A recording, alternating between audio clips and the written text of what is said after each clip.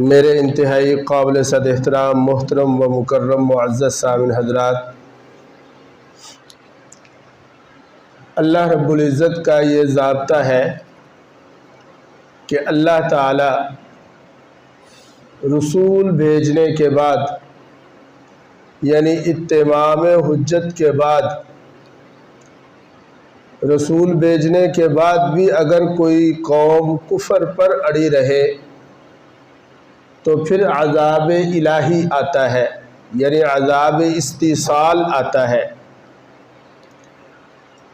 اللہ تعالیٰ کا یہ ضابطہ اور قانون ہے کہ اتمام حجت پہلے ہوتی ہے، رسول بھیجے جاتے ہیں، کتابیں بھیجی جاتی ہیں، ہدایت کا پورا انتظام کیا جاتا ہے، لیکن پھر اس کے بعد بھی اگر کوئی قوم کفر پر اڑی رہے اور ڈٹی رہے تو اللہ تعالیٰ کی طرف سے پھر عذاب الہی آتا ہے۔ اس عذاب الہی کی مختلف شکلیں ہوتی ہیں، چنانچہ کبھی ایسا ہوتا ہے کہ بستی کا ہی سیلاب بارش برسا کر اس کو بڑھا دیا اور قوم کو اس میں غرق کر دیا، جیسا کہ نوح علیہ السلام۔ کبھی ایسا ہوتا ہے کہ آندھی کے ساتھ، جیسا کہ قوم عاد پر آندھی چلی، اور کبھی ایسا ہوا کہ آسمان سے پتھراؤ ہوا، جیسے قوم لوط تھی۔ آل فرعون آپ کے سامنے اللہ تعالیٰ نے ان کو اپنے گھروں سے نکالا، وہ اپنے محلوں میں رہتے تھے، محلوں سے نکالا اور وہاں سے لے جا کر پھر دریا میں ان کو غرق کیا، برباد کر دیا ان کو۔ تو یہ مختلف شکلیں ہیں اللہ تعالیٰ کے عذاب کی، لیکن جب بھی کوئی قوم اتمام حجت کے بعد بھی باز نہ آئے تو عذاب الہی آتا ہے۔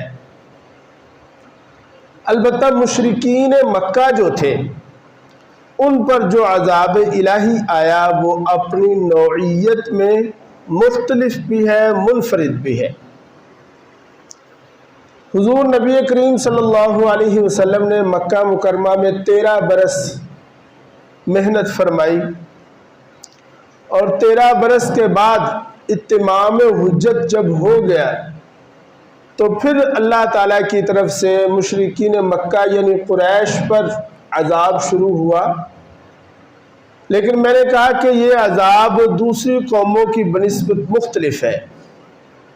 یہ عذاب بالاقساط، قسط وار، ایک ہی دفعہ نہیں آیا، ان کو ایک ہی دفعہ غرق نہیں کر دیا، بلکہ قسط وار عذاب آیا۔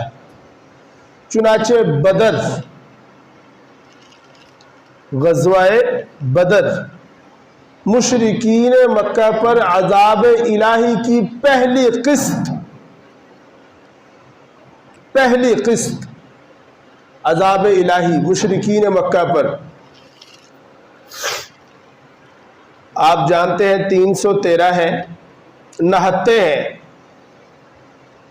صرف 8 افراد کے پاس تلواریں ہیں، تلواریں کوئی نہیں لڑنے کے لیے، لاٹھیاں لے کے وہ لڑنے کے لیے، اور اس کے مقابلے میں 1000 کے قریب کیل کانٹے سے لیس بہت بڑا لشکر جرار۔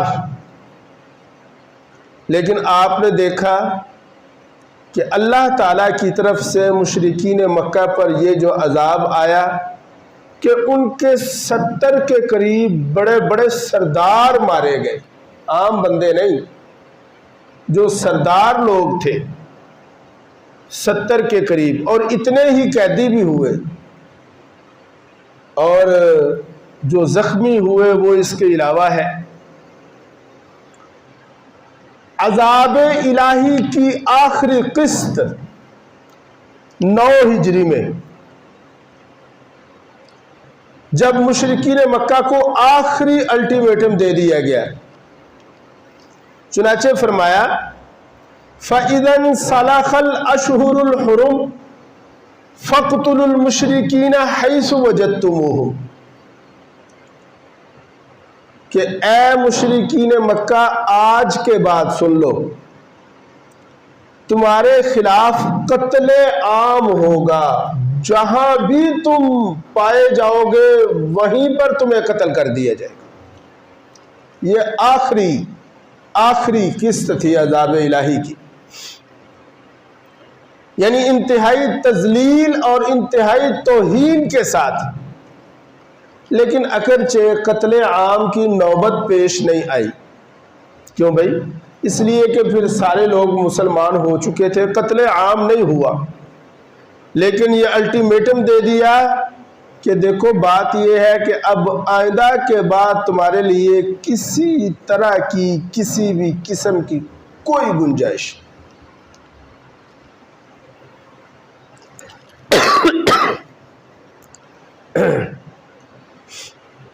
تو میں نے عرض کیا کہ مشرکین مکہ نے جب اتمام حجت کے بعد بھی کفر کو نہیں چھوڑا اور اپنے کفر پر اڑے رہے، تو اللہ تعالیٰ نے ان پر عذاب بالاقساط، قسط وار ان پر عذاب بھیجا، اور بدر اس کی پہلی قسط ہے، اور اس کی آخری قسط 9 ہجری میں نازل ہوئی۔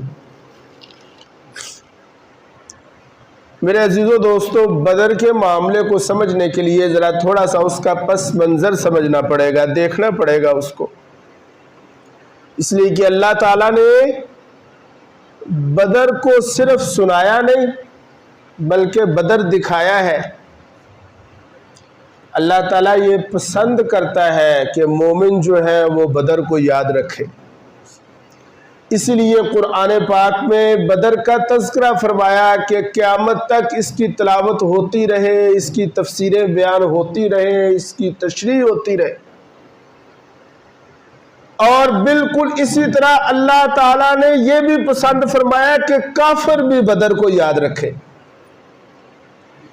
کہ کافر اس بات کو ذہن میں رکھیں، یہ بات اپنے ذہن میں بٹھائے رکھیں کہ ایسا نہیں ہے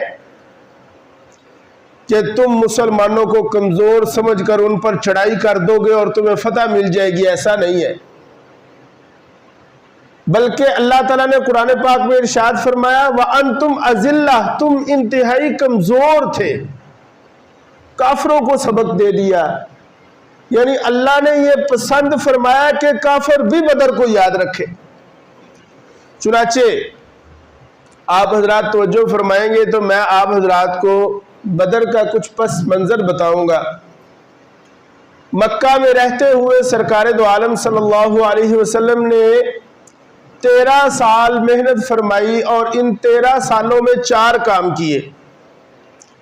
نمبر 1 دعوت، نمبر 2 تنظیم، نمبر 3 تربیت، اور نمبر 4 صبر محض۔ نمبر 1 دعوت، نمبر 2 تنظیم، نمبر 3 تربیت، نمبر 4 صبر محض۔ دعوت بھی چلتی رہی، اس کے ساتھ ساتھ منظم بھی کرتے رہے، جنہوں نے کلمہ پڑھ لیا ان کی تربیت بھی ہوتی رہی، اور ان کو صبر کی بھی، حتیٰ کہ یہاں تک تھا کہ فرمایا کفو ایدیہم۔ دیکھو مکہ میں حکم یہ ہے کہ چاہے تمہارے ٹکڑے ٹکڑے کر دیے جائیں، تم نے ہاتھ نہیں اٹھانا۔ صبر، کفو ایدیہم، اپنے ہاتھوں کو باندھ کر رکھو، روک کر رکھو۔ اور میرے عزیزو دوستو، صورتحال یہ تھی کہ انتقامی کاروائی تو دور کی بات، مدافعانہ جد و جہد کی بھی اجازت نہیں۔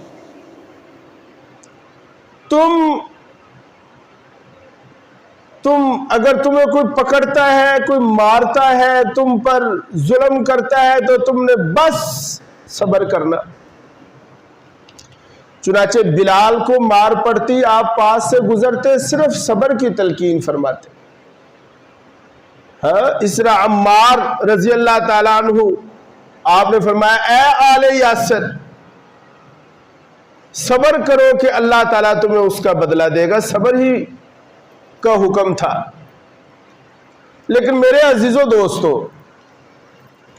ان 13 سالوں میں، توجہ میری طرف کریں ذرا یار، ان 13 سالوں میں یہ 4 کام ہوتے رہے، اس کے نتیجے میں اللہ تعالیٰ نے پھر 2 انعام دیے۔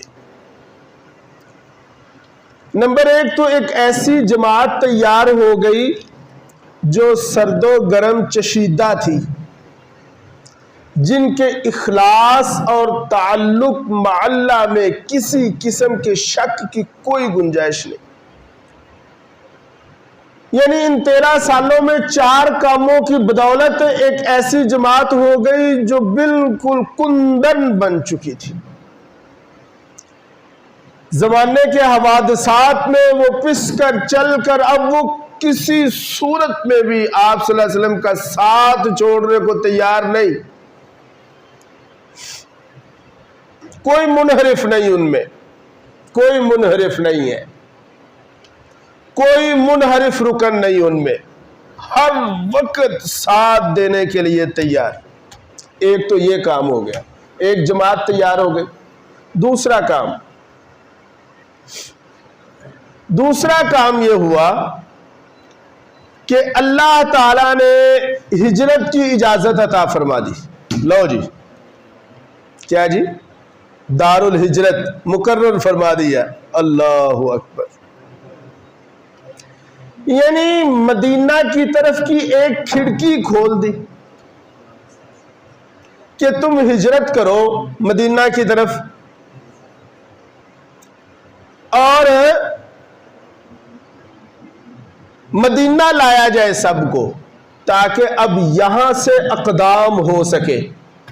یہ میں آپ کو پس منظر بتا رہا ہوں سارا، کیونکہ اگر ہم جب پس منظر نہیں سمجھتے تو پھر مدینہ کے جو ہے نا صحیح فوائد، بدر کے جو فوائد ہیں ان کی طرف ہمارا ذہن نہیں جاتا۔ ہجرت کی اجازت دے دی، بلکہ ہجرت کو فرض قرار دے دیا۔ کیوں جی؟ جس نے بھی کلمہ پڑھا ہے اس کے لیے اب مکہ میں رہنا جائز نہیں، وہ مکہ چھوڑ کے مدینہ چلا جائے۔ اور یہاں پر یہ بات بھی سن لیں کہ یہ جو ہجرت ہے یہ کوئی فلائٹ نہیں ہے، کوئی بھاگنا نہیں ہے، یہ کوئی فرار نہیں ہے ہجرت۔ مغربی مورخین نے تو یہی نام دیا کہ ڈر کے بھاگے، مکہ چھوڑ کے مدینہ چلے گئے۔ یہ ہجرت تھی، یہ ڈر کے بھاگنا، یہ کوئی فرار، کوئی فلائٹ نہیں، بلکہ کیا ہے یہ میں آپ کو سمجھاتا ہوں۔ ایک جگہ ایک کام کے لیے موضوع نہیں جی، ایک جگہ ایک کام کے لیے موضوع نہیں، مناسب نہیں، تو پھر کیا ہے؟ پھر بیس بدل لے، کوئی الٹرنیٹ بیس ہو کہ وہاں جا کر وہ کام کیا جا سکے۔ ہجرت اس لیے ہوئی کہ 13 سال تک محنت ہوئی، یہاں پر مسلسل محنت ہوئی، شب و روز دن رات محنت ہوئی، لیکن یہ مکہ کا ماحول کوئی ایسا سازگار ثابت نہیں ہوا، لہذا تم اپنی الٹرنیٹ بیس تلاش کرو تاکہ وہاں جا کر کوئی وہ کیا کہتے ہیں فیصلہ کیا جا سکے، کوئی اقدام لانچ کیا جا سکے، کوئی آخری فیصلہ دیا جا سکے۔ چنانچہ اللہ تعالیٰ نے اب ہجرت کو فرض فرما دیا۔ لا الہ الا اللہ۔ سرکار دو عالم صلی اللہ علیہ وسلم اپنے صحابہ کے ساتھ ہجرت کر کے مدینہ منورہ تشریف لے آئے۔ یہ میں سلسلہ وار یا ترتیب وار ذرا پس منظر بتا رہا ہوں۔ جب آپ مدینہ تشریف لے آئے، بدر سے پہلے مدینہ منورہ کے جو 2 سال ہے یہ 2 حصوں پر ہے۔ ان میں پہلا حصہ ہے پہلے 6 ماہ کا، 6 منتھ، جو پہلے 6 ماہ ہے۔ پھر اس کے بعد باقی کا 1.5 سال، ان پہلے 6 ماہ میں سرکار دو عالم صلی اللہ علیہ وسلم نے کیا کیا؟ ان پہلے 6 ماہ میں آپ صلی اللہ علیہ وسلم نے کیا کیا؟ Internal consolidation. چنانچہ اس کے ضمن میں 3 کام ہوئے. نمبر 1، مسجد نبوی تعمیر کی گئی. جب مسجد نبوی تعمیر ہو گئی تو گویا کہ مسجد نبوی ہی گورنمنٹ ہاؤس تھا، وہی پارلیمان تھا، وہی دارالعلوم بھی تھا، وہی عبادت گاہ خانقاہ، وہی دارالندوہ بھی تھا. گویا کہ مسجد نبوی تعمیر ہوئی. ایک تو کام یہ ہوا. دوسرا کام یہ ہوا کہ سرکار دو عالم صلی اللہ علیہ وسلم نے انصار اور مہاجرین کے درمیان مواخات فرمائی. یہ پہلے 6 ماہ، یہ 6 ماہ کی کارگزاری ہے.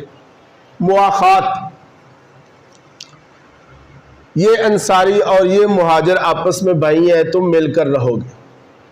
اور تیسرا کام سرکار دو عالم صلی اللہ علیہ وسلم نے یہ ارشاد فرمایا، مدینہ منورہ میں جو یہود کے قبائل آباد تھے ان کے ساتھ معاہدے کیے، جسے ہم کہہ سکتے ہیں میثاق مدینہ. کیا جی؟ جوائنٹ ڈیفنس آف مدینہ. یہ معاہدے ہوئے پہلے 6 ماہ میں. لا الہ الا اللہ. پھر جب 7واں مہینہ شروع ہوا تو سرکار دو عالم صلی اللہ علیہ وسلم نے کچھ چھاپا مار دستے تیار فرمائے. بدر سے پہلے 8 دستے تاریخ میں ثابت ہیں. بدر سے پہلے، جنہیں ہم بدر صغرا کہتے ہیں، چھوٹے چھوٹے، ان میں 10 آدمی، 50 آدمی، 40 آدمی، ان وہ جو ہے نا 8 دستے آپ صلی اللہ علیہ وسلم نے بھیجے، ان میں 4 دستوں میں خود بھی گئے. گویا کہ وہ 4 غزوے بھی ہیں بدر سے پہلے. 6 ماہ تک تو آپ صلی اللہ علیہ وسلم نے یہ کیا کہ قبائل کے ساتھ میثاق کیا، مواخات کی اور مسجد نبوی کی تعمیر کی. پھر 7ویں ماہ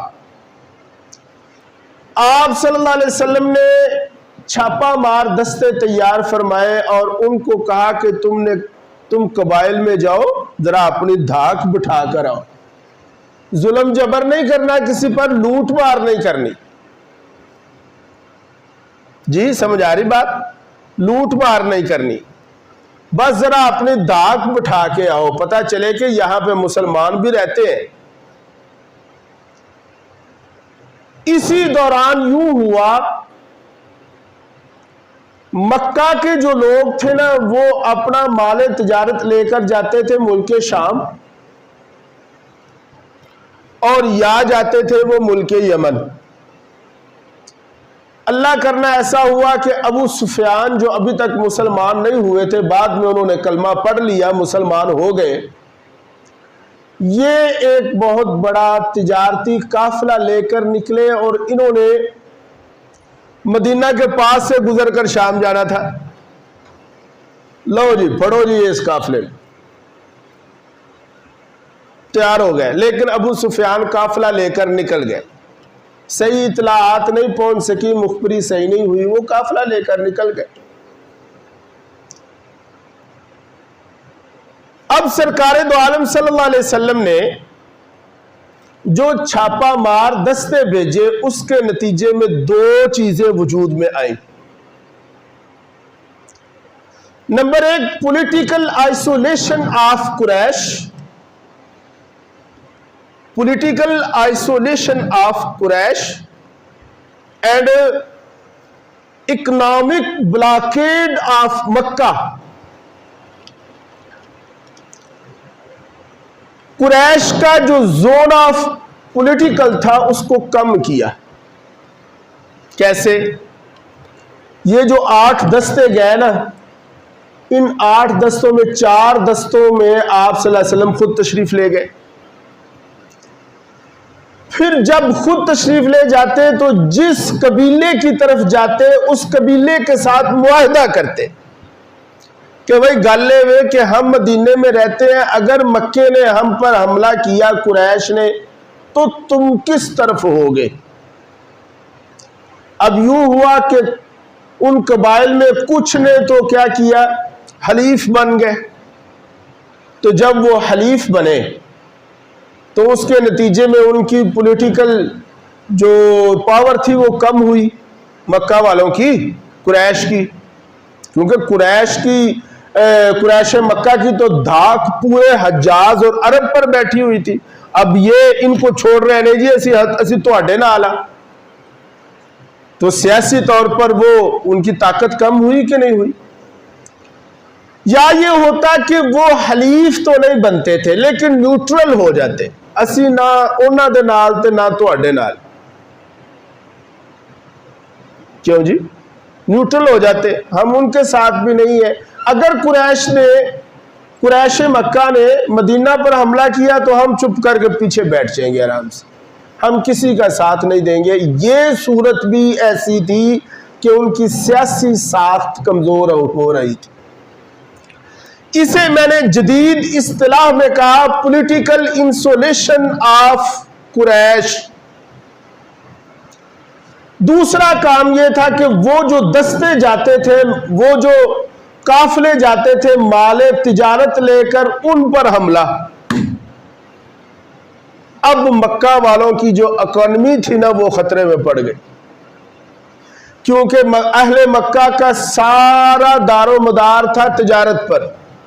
مدینہ کے لوگ زارع تھے، یہ زراعت پیشہ تھے، لیکن مکہ کے لوگ تاجر تھے۔ خود سرکار دو عالم صلی اللہ علیہ وسلم نے بھی تجارت فرمائی، حضرت صدیق بھی تاجر تھے۔ یہ سارے ان کا کام یہ ہوتا تھا سال میں ایک دو دفعہ یمن کی طرف یا شام کی طرف اپنی چیزیں بھیجتے اور وہاں سے لے آتے، سال ان کا آرام سے گزر جاتا تھا۔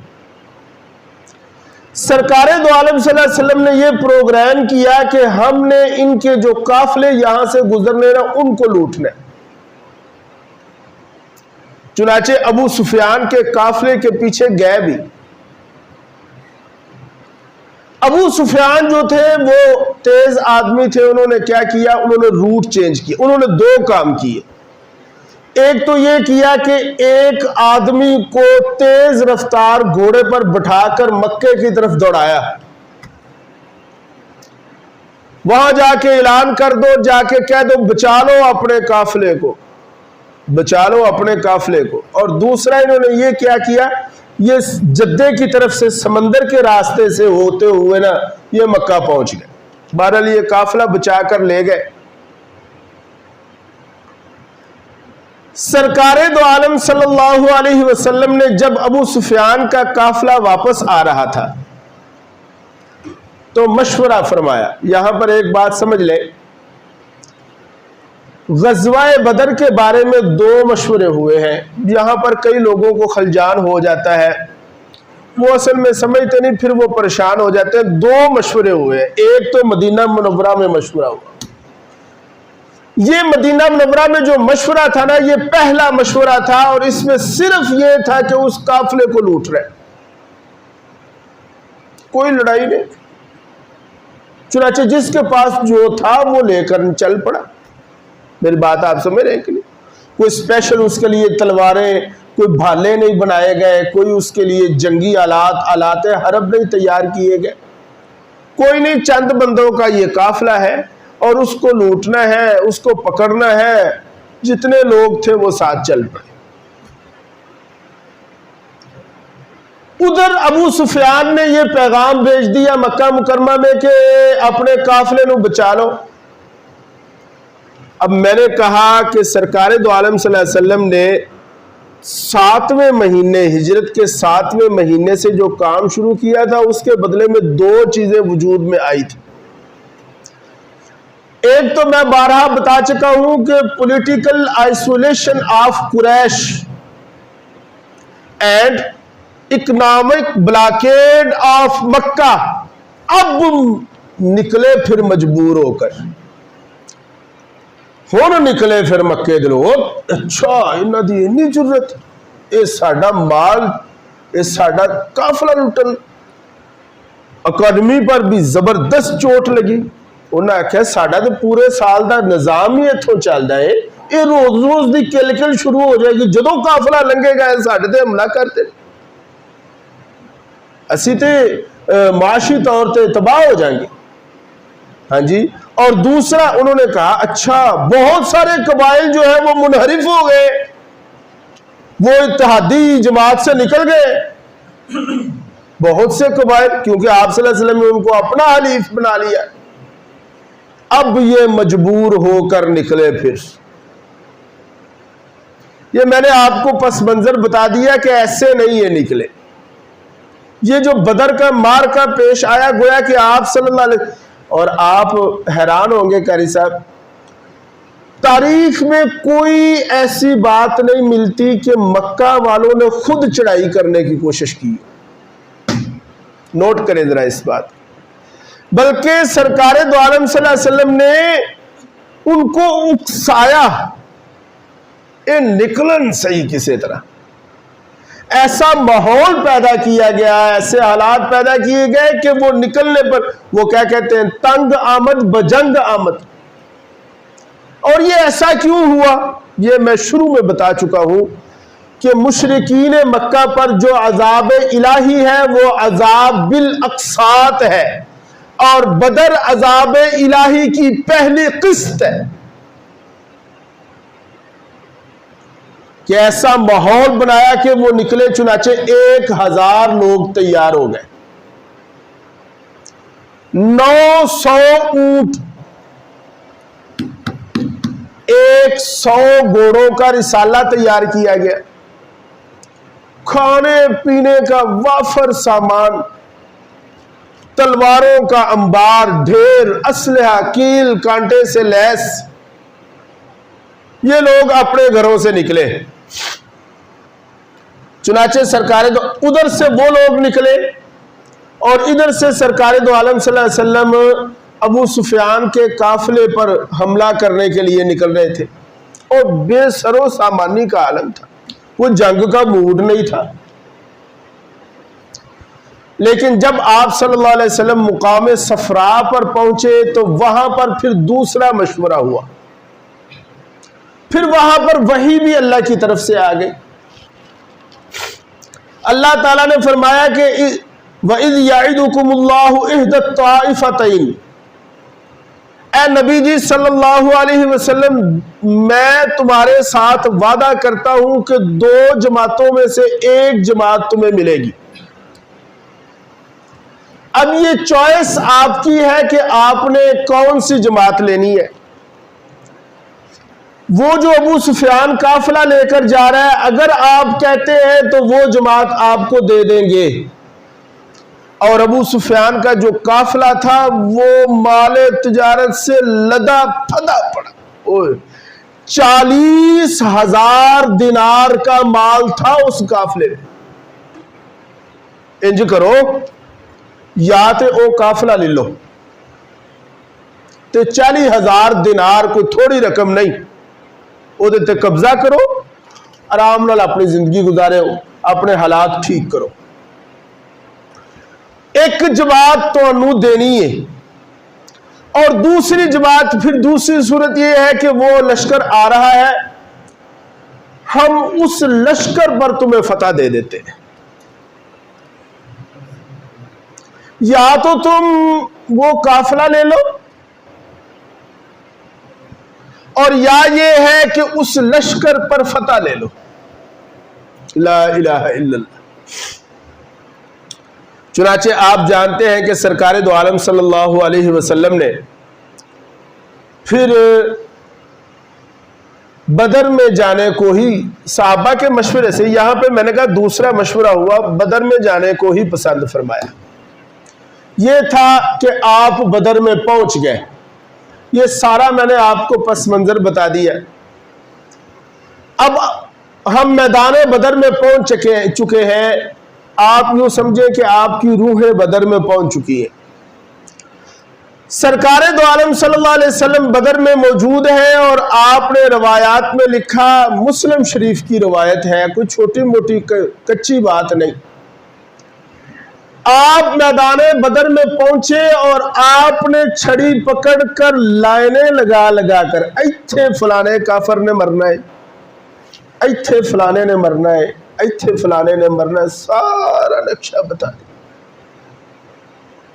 چنانچہ راوی کہتے ہیں کہ جب میدان بدر ہوا تو کوئی شخص بھی، جتنے بھی کافر مارے گئے اسی مقام پر مرے جہاں پر رسول اللہ صلی اللہ علیہ وسلم نے نشاندہی کی تھی۔ لا الہ الا اللہ۔ بلکہ روایت کے الفاظ ہیں، صحابی کہتے ہیں کسی نے بال کے برابر بھی تجاوز نہیں کیا۔ اچھا جی، دوسرا انعام یہ آیا، اللہ تعالیٰ نے رات کو مسلمانوں پر اونگ نازل کی، اذ یغشیکم النعاس، نیند نہیں تھی، اونگ تھی، تھکے ہوئے ہیں سارے، لڑ لڑ کے تھکے ہوئے، ایسے ہاتھ، ایک لمحے کے لیے اللہ تعالیٰ نے پورے لشکر پر اونگ، نعاس نازل فرمائی۔ صحابہ کہتے ہیں ان کے ہاتھوں سے تلواریں گر رہی تھی، لیکن اس نعاس کے نتیجہ میں ساری تھکاوٹ دور ہو، ایک دم حشاش بشاش دستہ۔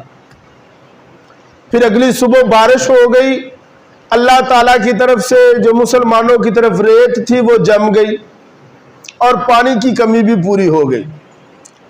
ساری رات سرکار دو عالم صلی اللہ علیہ وسلم اللہ رب العزت کے دربار میں رو رو کر مانگتے رہے، عجز و نیاز کرتے رہے۔ صبح فجر کے لیے آپ صلی اللہ علیہ وسلم نے 17 رمضان کو اٹھایا، نماز کے لیے بیدار کیا اور پھر نماز کے بعد ایک خطبہ ارشاد فرمایا، جس کی وجہ سے صحابہ کے اندر شوق شہادت پیدا ہوا۔ میدان بدر سج گیا، سرکار دو عالم صلی اللہ علیہ وسلم نے پورے لشکر پر نظر ڈالی